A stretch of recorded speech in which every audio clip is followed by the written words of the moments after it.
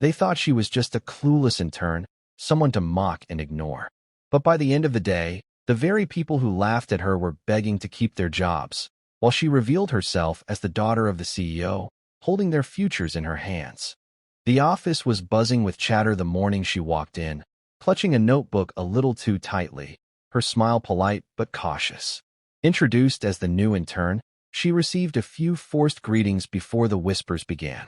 One manager leaned back in his chair and muttered just loud enough for others to hear, "She doesn't even look like she graduated high school."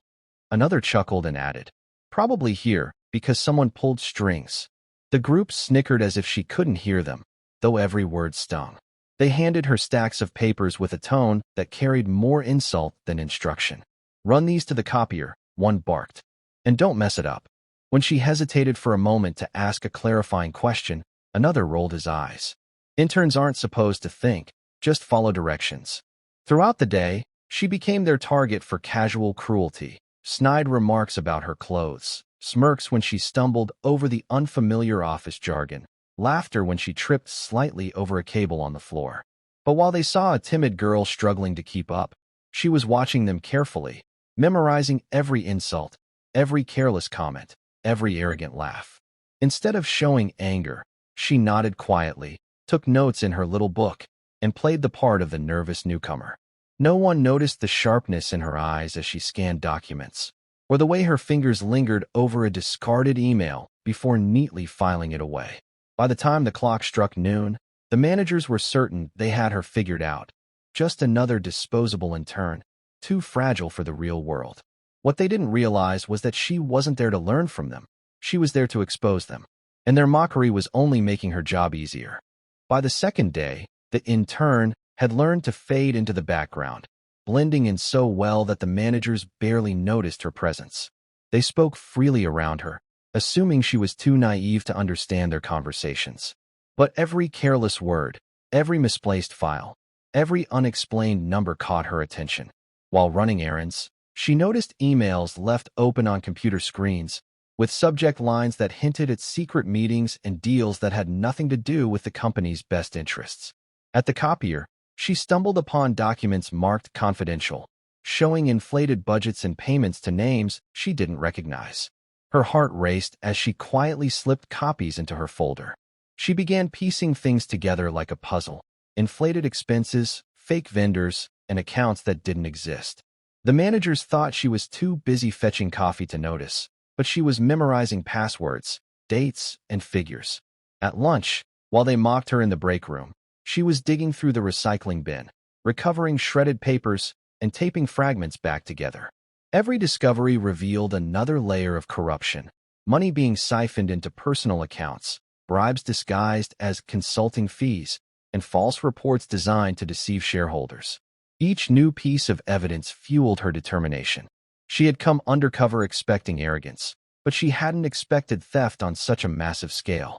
The deeper she looked, the more dangerous it became, yet she felt no fear. She had grown up in this company, listening to her father discuss its values, its struggles, its victories. To see it being destroyed from the inside lit a fire in her she couldn't ignore.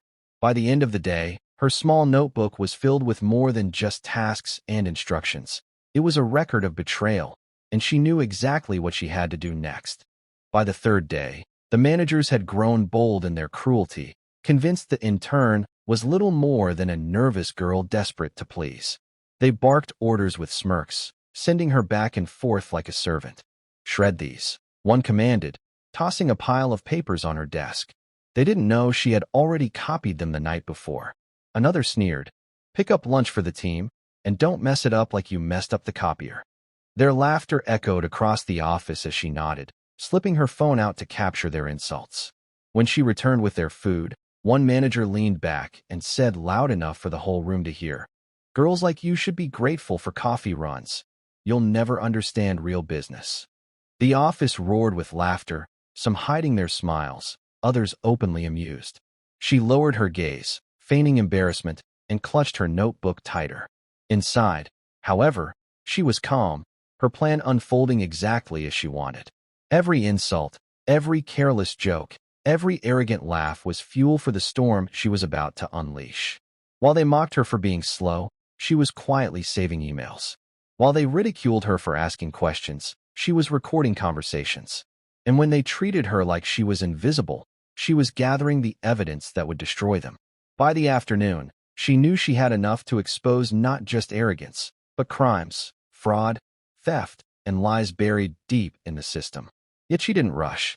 She smiled faintly, playing her role to perfection, allowing them to believe they had broken her spirit. What they didn't realize was that the very girl they dismissed as weak was the one tightening the noose around their careers, preparing to strike at the perfect moment. By the end of the week, the office buzzed with false confidence. The managers believed their numbers were untouchable, their schemes too clever to be noticed. They filed into the boardroom with practiced smiles, ready to present their fabricated reports to the CEO. The intern followed behind them quietly, carrying a folder that looked harmless but held the truth they feared most. As they took their seats, they barely acknowledged her, assuming she was there to pour water or pass around papers. Then the room shifted. At the head of the table sat the CEO, a man they respected but had grown skilled at deceiving. And beside him, standing tall and calm, was the girl they had spent days mocking. The CEO's voice cut through the silence. "Before we begin, I'd like you to meet someone important." The managers smirked until he continued, "My daughter." Their expressions froze, disbelief flashing across their faces as she stepped forward. With steady hands, she opened her folder and laid out copies of emails, spreadsheets, and hidden transactions.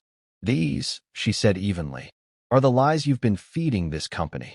One by one, screens lit up with evidence: fake vendors, stolen funds, altered reports. The room, once so loud with arrogance, fell into a suffocating silence. The men who had laughed at her now sat pale and trembling, realizing every cruel word they'd spoken had been heard by the very person who could end their careers. She looked each one in the eye, her voice calm but sharp. "You thought I was beneath you. You thought I didn't matter. But I was watching, and I know everything." The walls that once echoed with their laughter now rang only with the sound of their fear. The truth had finally stepped into the light. The boardroom was frozen in shock, the once boastful managers now sinking into their seats as the weight of their own corruption bore down on them. Their voices, once so loud with mockery, had vanished into silence. The CEO leaned back, watching his daughter with pride as she took full command of the room. She didn't raise her voice. She didn't need to. Calmly, she read off names, pairing each one with undeniable proof: embezzled funds, doctored reports, secret kickbacks. With every revelation, the managers' faces drained of color, their excuses dying in their throats. Finally, she closed the folder and said firmly, "This company will not be destroyed by greed, and it will not be led by men who laugh at honesty, loyalty, or hard work." Effective immediately, "You're all finished here." Security stepped forward, and the men who had sneered at her just hours ago were escorted out, their expensive suits offering no shield from the humiliation of being exposed.